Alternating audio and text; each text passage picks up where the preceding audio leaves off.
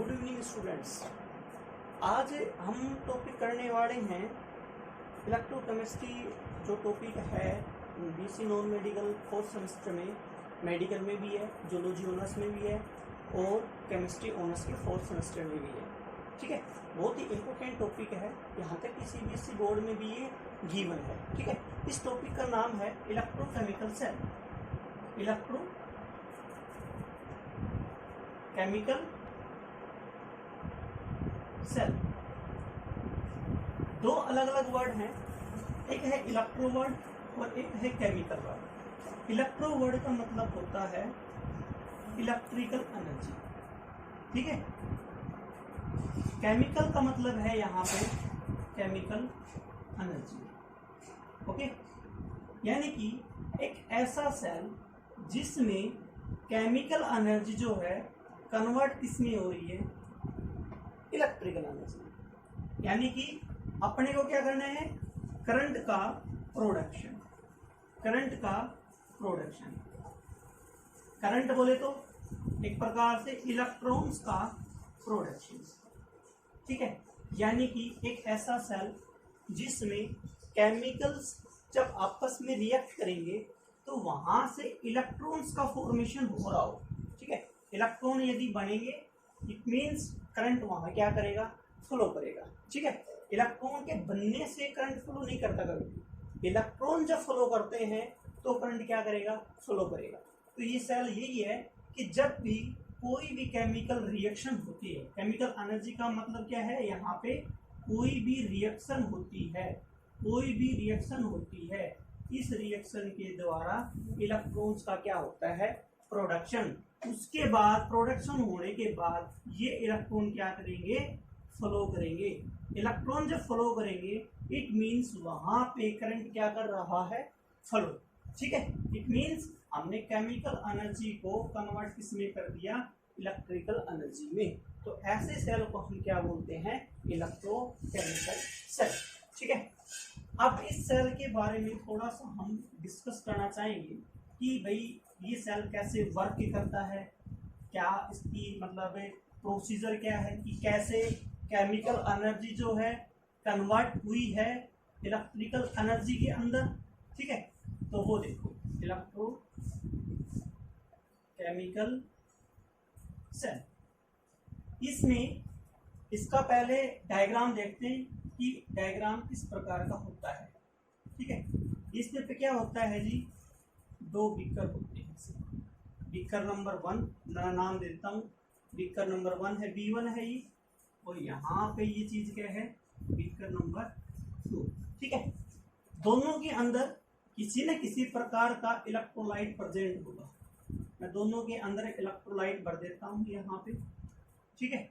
यहाँ ये मैंने इलेक्ट्रोलाइट भर दिया, मुझे नहीं पता कौन सा इलेक्ट्रोलाइट भरा है। मैं मान लेता हूँ यहाँ पे, मान लेता हूँ एक इलेक्ट्रोकेमिकल सेल है, जिंक कॉपर सेल है मेरे पास। जिंक और कॉपर का कोई इलेक्ट्रोकेमिकल सेल है, ठीक है। कहने का मतलब एक जिंक मेटल है, एक कॉपर। मैंने यहाँ पे ये भर दिया जी, एक इलेक्ट्रोड अप्लाई कर दिया। किसका इलेक्ट्रोड है ये, जिंक का इलेक्ट्रोड, ठीक है। यहाँ पे मैंने क्या अप्लाई कर दिया, यहाँ पे कॉपर का इलेक्ट्रोड। मेटल इलेक्ट्रोड है दोनों, ये भी मेटल इलेक्ट्रोड है, ये भी क्या है, मेटल इलेक्ट्रोड, ठीक है। जहां जिंक इलेक्ट्रोड है वही उसका सॉल्यूशन मैंने भर दिया। मैंने क्या कर दिया, मैंने लिख दिया 1 मोलर का जिंक सल्फेट सॉल्यूशन, ठीक है। सिमिलरली मैंने यहाँ पे क्या लिख दिया कि 1 मोलर का कॉपर सल्फेट सॉल्यूशन। किया क्या है, मैंने दो बीकर लिए हैं, B1 एंड B2। एक बीकर में जिंक इलेक्ट्रोड डाला, उसी के अंदर उसका सॉल्यूशन, उस मेटल इलेक्ट्रोड का solution, that is the zinc sulphate solution. यहाँ पे कॉपर है, नीचे क्या है, कॉपर सल्फेट सॉल्यूशन। दो इलेक्ट्रोड मेटल इलेक्ट्रोड हमने क्या कर रखी है, इन सॉल्यूशन के अंदर डिप कर रखे हैं, ठीक है। अब दोनों इलेक्ट्रोड को मैं गैल्वेनोमीटर से जोड़ दूंगा। इसको हम क्या नाम देंगे, गैल्वेनोमीटर। या इसका दूसरा नाम कह सकते हो एमीटर भी कह सकते हो। ये करता क्या है, ये करंट को मेजर करता है। ये क्या करता है, करंट को मेजर करता है, करंट को मेजर करता है। ठीक है, अब देखो सिचुएशन क्या होगी। सेल कैसा था, पहले रिएक्शन हो, उसके बाद क्या हो, करंट का प्रोडक्शन, यानी कि इलेक्ट्रॉन्स का प्रोडक्शन। रिएक्शन कब होगी भाई, दो इलेक्ट्रोड हैं, दो मेटल्स हैं, एक का रिडक्शन होगा, दूसरे का ऑक्सीडेशन होगा। एक मेटल जो है इलेक्ट्रॉन को लॉस करेगा, दूसरा उसको क्या करेगा, एक्सेप्ट करेगा, ताकि इलेक्ट्रॉन का फ्लो क्या होता रहे, कंटिन्यूएशन में होता रहे। तो यहाँ पे हमें एक बात पता है कि जो आयनाइजेशन एनर्जी है, आयनाइजेशन एनर्जी की डेफिनेशन क्या होती है, the energy required to remove the outermost shell electron. कहाँ से, from the gaseous state atom से। एटम जैसे मान लो ये एटम का न्यूक्लियस और ये इसका आउटर मोस्ट सेल में इलेक्ट्रॉन है, तो इस न्यूक्लियस और इस इलेक्ट्रॉन के बीच में कोई ना कोई फोर्स जरूर प्रेजेंट। तो इस फोर्स को ब्रेक करने के लिए जितनी एनर्जी की रिक्वायरमेंट है ताकि ये इलेक्ट्रॉन यहाँ से रिमूव कर सके, उस एनर्जी को हम क्या बोलते हैं, आयनाइजेशन एनर्जी। ठीक है, अब आयनाइजेशन एनर्जी, यदि आयनाइजेशन एनर्जी की वैल्यू कम हो, आयनाइजेशन एनर्जी की वैल्यू कम है, इट मीन्स इलेक्ट्रॉन वहां पर लॉस हो रहे हैं इजीली, आसानी से इलेक्ट्रॉन क्या कर जाएंगे, लॉस कर जाएंगे। क्यों, क्योंकि मेरे को कम एनर्जी क्या करनी पड़ रही है, सप्लाई। इलेक्ट्रॉन यदि इजीली लॉस होते हैं मतलब वहां पे क्या होगा जी, ऑक्सीडेशन। ठीक है, वहां पे क्या होगा, ऑक्सीडेशन। और अगर आयनाइजेशन एनर्जी ज्यादा है, इट मीन्स वहां पे इलेक्ट्रॉन का क्या होगा, गेनिंग। इलेक्ट्रॉन मेटल क्या करने लग जाएगा, इलेक्ट्रॉन को एक्सेप्ट करने लग जाएगा। और जहां इलेक्ट्रॉन का एक्सेप्ट होता है उसको हम क्या बोल देते हैं कि वहां पे क्या हो रहा है, रिडक्शन। ठीक है, कहने का मतलब जिसकी आयनाइजेशन एनर्जी कम उसका ऑक्सीडेशन, जिसकी आयनाइजेशन एनर्जी ज्यादा उसका क्या होगा, रिडक्शन। अब यहाँ पे दो इलेक्ट्रोड हैं, एक जिंक है और एक क्या है, कॉपर है। तो जिंक जो है, आयनाइजेशन एनर्जी जो है जिंक की, वो बहुत ही कम होती है as compared to ionisation energy of copper, ionisation energy of copper. अब हमें पता है इस चीज का कि भाई जिंक की आयनाइजेशन एनर्जी कम है मतलब इलेक्ट्रॉन इजली लॉस किसमें होंगे जी, जिंक में होंगे। ठीक है, इलेक्ट्रॉन का एक्सेप्ट किसमें होगा, एक्सेप्ट किसमें होगा, कौन करेगा accept, that is the copper करेगा। मतलब जिंक का यहाँ पे क्या हो रहा है, ऑक्सीडेशन, कॉपर का यहाँ पे क्या हो रहा है, रिडक्शन। दोनों चीज लिख दिया है, ये लो जी, यहाँ पे मैंने लिख दिया ऑक्सीडेशन, ऑक्सीडेशन, और यहाँ पे क्या हो रहा है जी, रिडक्शन। क्लियर, जो जहां पे ऑक्सीडेशन हो रहा हो उसको हम बोलते हैं एनोड। मतलब यहाँ पे एनोड का काम कौन कर रहा है, जिंक। जिंक किसका काम कर रहा है, एनोड का। कॉपर किसका काम कर रहा है, कैथोड का। क्लियर, यहाँ पे कॉपर का क्या हो रहा है, reduction. It means copper act as a cathode के रूप। क्लियर हो गया, ठीक है, नेक्स्ट स्टेप पे बढ़ते हैं। अब जब ऑक्सीडेशन होगा जिंक का तो जिंक करेगा क्या, सीधी सी बात है भाई, जिंक करेगा क्या, जिंक अपने दो इलेक्ट्रॉन्स को लॉस करेगा भाई साहब, दो इलेक्ट्रॉन को लॉस करेगा, कर दिया जी लॉस। ठीक है, सिमिलरली कॉपर जो है यहाँ पे क्या था, ऑक्सीडेशन था, यहाँ पे क्या था, ऑक्सीडेशन। क्यों था, जिंक की आयनाइजेशन एनर्जी क्या थी, कम। यहाँ पे क्या है, कॉपर जो है टू पॉजिटिव आयन दो इलेक्ट्रॉन को एक्सेप्ट करेंगे, क्या बढ़ाते हैं, कॉपर। कहने का मतलब यहाँ पे क्या हुआ है जी, रिडक्शन। इसलिए कैसे काम किया है, एक्ट एज ए कैथोड।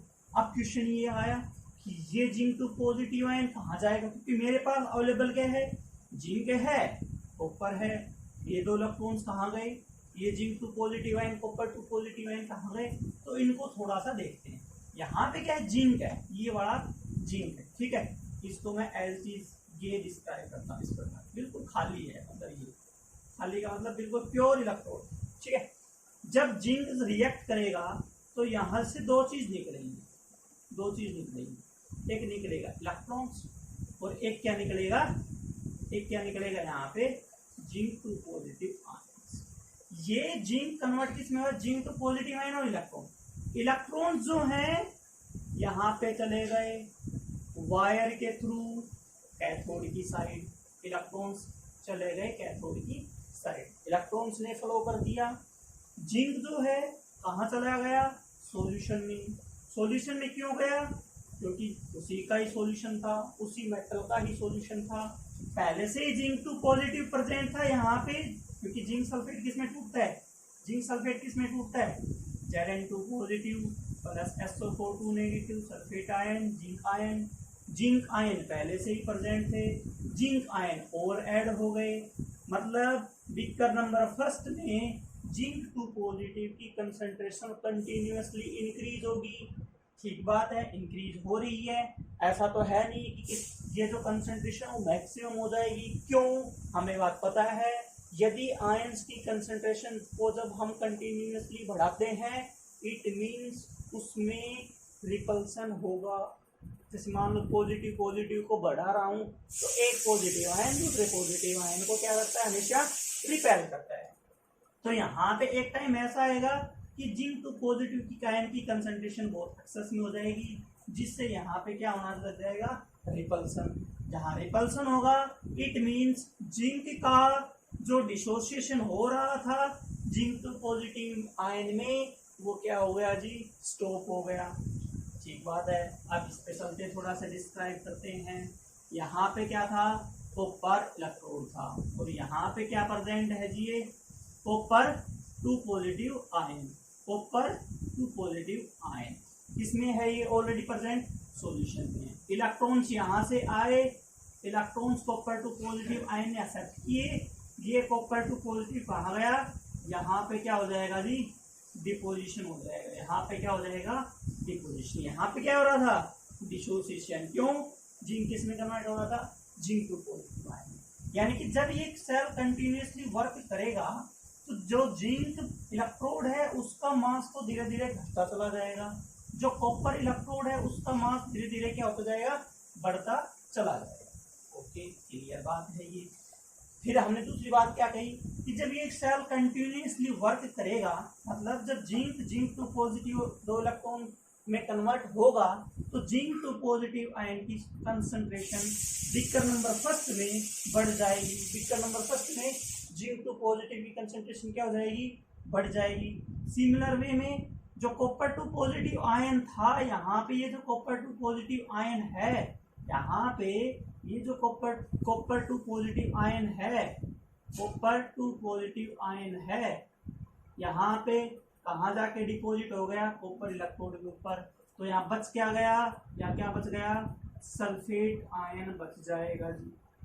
ठीक है, सल्फेट आयन की कंसंट्रेशन B2 में क्या हो जाएगी, बढ़ जाएगी। B1 में किसकी कंसंट्रेशन बढ़ी है, जिंक टू पॉजिटिव। और हमें पता है जब भी हम लाइक चार्ज की कंसंट्रेशन को बढ़ाते हैं तो वहाँ पे इंटर आयनिक रिपल्सन होता है। रिपल्सन होने की वजह से ना तो ये जिंक टू पॉजिटिव आयन में कन्वर्ट हो पाएगा, ना ही कॉपर टू पॉजिटिव दो इलेक्ट्रॉन को सट करके डिपोजिशन हो जाएगा। यानी कि इलेक्ट्रॉन का जो फ्लो हो रहा था यहाँ पे, वो एक टाइम के बाद यहाँ पे क्या हो जाएगा, स्टॉप हो जाएगा। मतलब कि सेल ने काम करना बंद कर दिया। ठीक है, अब इस प्रकार के सेल से हम करेंगे क्या, हमें तो क्या चाहिए, करंट का प्रोडक्शन। करंट का प्रोडक्शन कब होगा, जब इलेक्ट्रॉन फ्लो करेंगे। इलेक्ट्रॉन का फ्लो तो हमने क्या कर दिया था, स्टॉप कर दिया था ड्यू टू रिपल्सन।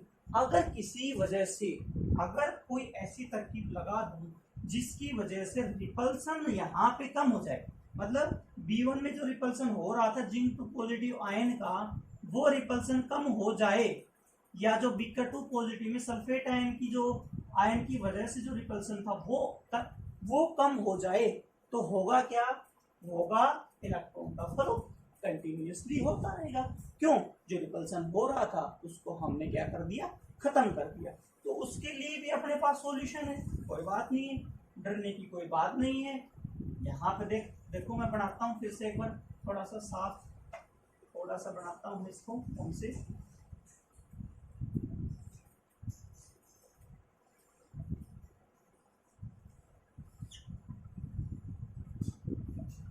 ये इसमें क्या था जी, सॉल्यूशन था। यहाँ ऊपर 2 पॉजिटिव आयन, यहाँ जाके क्या हो रहा था, डिपॉजिट। यहाँ से जिंक 2 पॉजिटिव आयन यहाँ पे क्या आ रहा है, सॉल्यूशन में।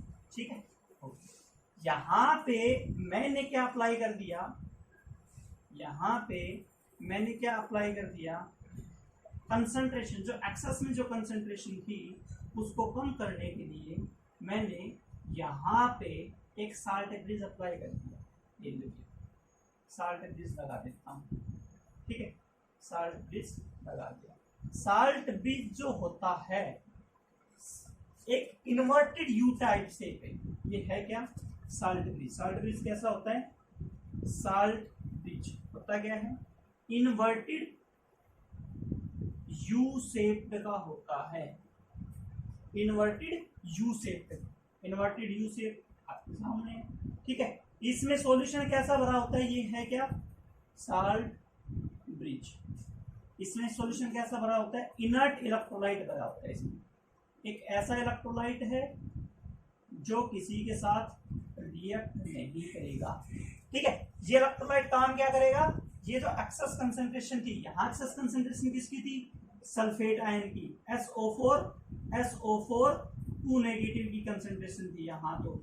ठीक है, एक्सेस, और यहाँ किसकी कंसंट्रेशन थी, जिंक 2 पॉजिटिव। तो ये जो आयंस है, आयंस को एक बीकर से दूसरे बीकर में ट्रांसपोर्ट का काम कौन करेगा, साल्ट ब्रिज। इलेक्ट्रॉन्स का फ्लो कहाँ हो रहा है, ऊपर वायर में हो रहा है। आयंस का फ्लो कहाँ हो रहा है, इस साल्ट ब्रिज के थ्रू। यानी कि जैसे मान लो यहाँ पे जब ये सेल वर्क करेगा तो जिंक इसमें कन्वर्ट होगा, जिंक 2 पॉजिटिव और 2 इलेक्ट्रॉन बनेंगे, इलेक्ट्रॉन चले गए, जिंक 2 पॉजिटिव सॉल्यूशन में आ गया, कंटिन्यूस होता रहेगा। तो जिंक 2 पॉजिटिव की कंसंट्रेशन बीकर नंबर फर्स्ट में क्या हो जाएगी, इंक्रीज हो जाएगी, जिसकी वजह से इंटर आयनिक रिपल्सन क्या होगा, बढ़ेगा। इंटर आयनिक रिपल्सन बढ़ेगा तो इस रिपल्सन को अपने को क्या करना है, कम करना है। कम कैसे होगा, जब ये आयन यहाँ से उठ के दूसरी साइड चला जाए, जैसे मान लो यहाँ जिंक है, यहाँ सल्फेट है, ठीक है, या तो सल्फेट आयन उठ के बीकर फल में आ जाएगा। ठीक है, तो यहाँ क्या हो जाएगा, जिंक सल्फेट था ही, सल्फेट आयन यहाँ से उठ के यहाँ आ गया, तो यहाँ क्या बन गया, जिंक सल्फेट न्यूट्रलाइज हो गया। मतलब कहने का मतलब क्या है, साल्ट ब्रिज क्या का काम ये है कि आयंस को फ्लो करवाना। जो आयंस, साल्ट ब्रिज का काम क्या है, आयंस का फ्लो करवाना। ठीक है, आयंस कौन से आयंस, जो एक्सेस में प्रेजेंट है। ठीक है, चाहे वो बीकर नंबर फर्स्ट में हो, चाहे बीकर नंबर सेकंड में वो प्रेजेंट हो।